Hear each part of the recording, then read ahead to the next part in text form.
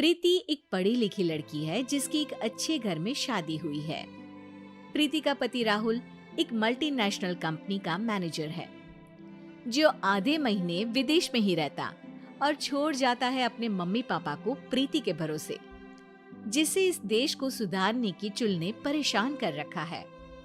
Mummy papa, कल एक dog vaccination का शिविर है तो मैं वहीं पूरा दिन रहूंगी। आप मेरे लिए खाना मत बनवाना। अरे बेटा प्रीति, वो बाई तो काम छोड़कर परसों ही जा चुकी। एक नई बाई देखनी पड़ेगी। माँ, आप तो जानती ही हो ना कि मैं कितना बिजी रहती हूँ। अगर कल मैं नहीं गई तो कुत्ते एडॉप्ट ही नहीं हो पाएंगे। देखिए, हम इंसान तो बोलकर अपनी तकलीफों को बता सकते हैं, लेकिन वो बेचारे, उन्हें हमारी ज्यादा जरूरत है मम्मी। अरे बोल के भी हम क्या हासिल कर पा रहे हैं।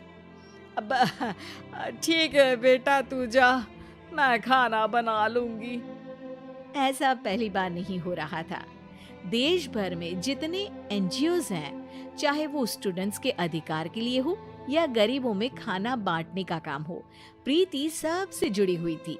रोज कहीं बाहर ही रहती थी, एक शिविर में नहीं तो दूसरे में, और छोड़ जाती थी अपने सास ससुर को उनके खुद के भरोसे। और जब कोई उसे कहे, अरे प्रीति, कभी तेरी सास का हाथ भी बटा दिया कर, तो उसका एक ही जवाब रहता था, देखो, हम लोगों को तो सब कुछ घर बैठे मिल जाता है। अगर आज मैं इस शिविर में नहीं गई तो पता नहीं कितने लोग सड़क पर आ जाएंगे। प्रीति को समझाना संभव ही नहीं था और ये बात उसके सास ससुर भी मान चुके थे। इसलिए सुबह सुबह सास ही किचन में खाना बनाने जाती है और देखती है कि घर में सब्जियां खत्म है। अरे प्रीति बेटा, सुन तो जरा। क्या हुआ मम्मी? मुझे बहुत लेट हो रहा है और आप तो जानते हो ना कि अगर मैं इस शिविर में नहीं गई तो। हाँ हाँ, कुत्ते एडॉप्ट ही नहीं हो पाएंगे, सब जानती हूँ। अरे पर घर में सब्जियां खत्म हो गई है। अरे जब तू वापस लौटे ना तब लेकर आना, ठीक है बेटा? ठीक है मम्मी, चलिए मैं चलती हूँ। और हर बार की तरह प्रीति अपनी पार्टीज और आफ्टर पार्टीज में इतनी बिजी रह गई कि सामान लाना ही भूल गई।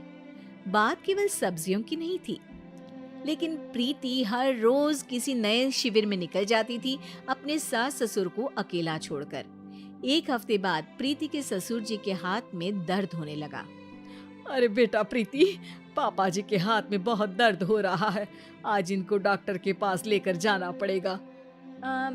ठीक है माँ, आप हो आओ, मैं बाहर ही खा लूंगी। अरे बेटा, मैं कैसे ले जाऊं? ये काम तो हमेशा राहुल ही करता था और मुझे तो डर है कि कुछ ज्यादा बड़ी बीमारी ना हो जाए। उफ़ो, आज मुझे मेडिकल शिविर में जाना है। बेचारे बड़े बुजुर्ग जिनके अपने फैमिली वाले उनका ध्यान नहीं रखते, उनका पूरा मेडिकल चेकअप होगा।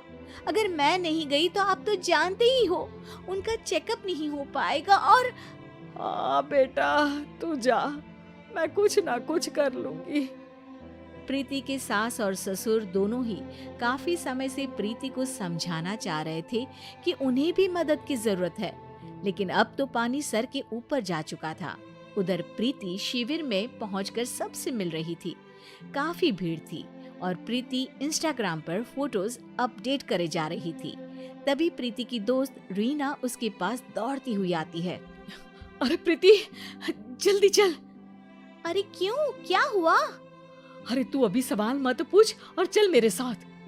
प्रीति रीना के साथ जाती है तो देखती है कि गरीब बुजुर्गों की लाइन में प्रीति के सास ससुर भी खड़े हैं।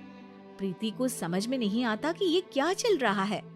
उसके ऑर्गेनाइजेशन में सबकी नजर उसके सास ससुर पर थी और प्रीति को लगा कि बात उसकी इज्जत पर आ गई है। माँ, पापा जी, आप दोनों यहाँ क्या कर रहे हैं?